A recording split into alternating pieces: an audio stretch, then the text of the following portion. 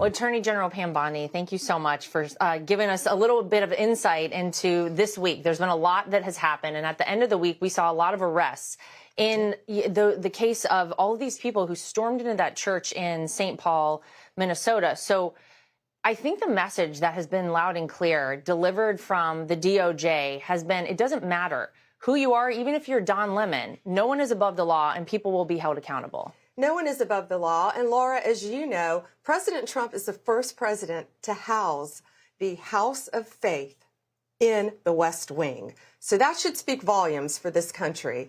And, you know, what happened? It was January 18th. It was a beautiful, icy Sunday morning.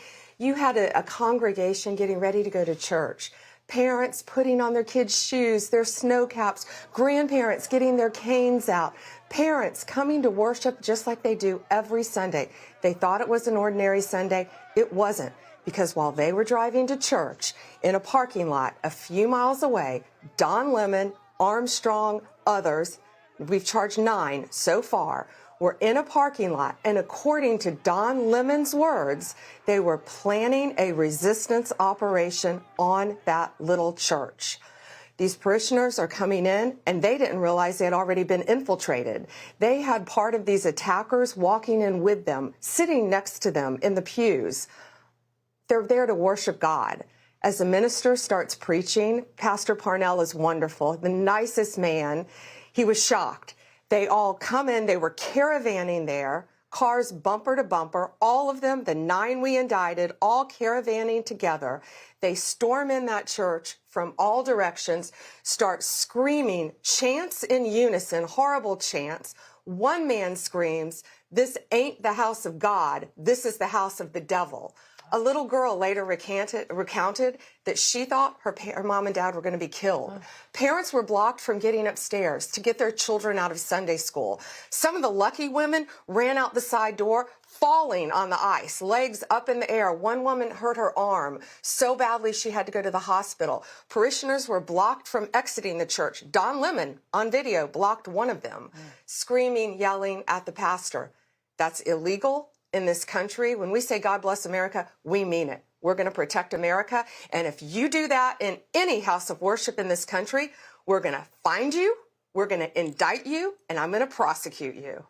And for the people who out there say, oh, they had a First Amendment freedom of speech, they had a right to be there, what's your response to that? Title 18 prevents that. That's not accurate. This is a house of worship. You also have a First Amendment right to worship freely and safely.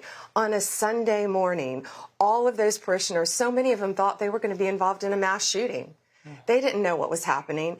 People have the right to go to church, to synagogue, to a mosque, wherever you worship, and feel safe while you are there. And under the Donald Trump administration, we're going to make that possible for them. Well, you know, you've been there on the ground in Minneapolis. You've physically seen what's been going on there. What is your message to the people who are still trying to impede law enforcement from doing their job? And what is your response to, I think we just learned today that Keith Ellison, the AG there in Minnesota, was not successful in terms of blocking ICE operations in the state. Yeah, moments ago, a Biden-appointed judge actually ruled in our favor. Keith Ellison was trying to block all the ICE operations from continuing to take place in Minnesota. The judge ruled against him. We're going to follow the law. We're going to carry out the law. We're going to keep the people of Minnesota safe. We're going to keep all of our houses of worship safe. And if you try to pull this stunt again, we're going to prosecute you. And we're going to go after all the hundreds of millions of dollars of fraud.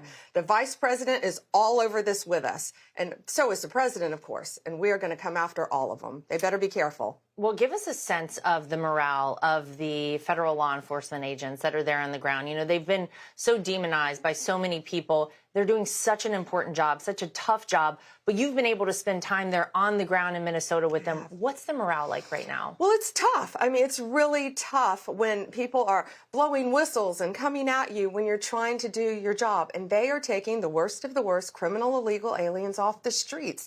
You know, they're taking people charged with sodomy, rape, on young girls, on murderers. The list is, I have a single page list single space of all the murderers, all the rapists that they have taken off the streets. They're there protecting the people of Minnesota, and the citizens see that. They know what they're doing. You've got this handful of paid agitators coming in from all over the country, in my opinion, and we're going to find out who's funding them as well, and targeting our law enforcement. But President Trump is going to keep them safe. Hey, Sean Hannity here. Hey, click here to subscribe to Fox News YouTube page and catch our hottest interviews and most compelling analysis.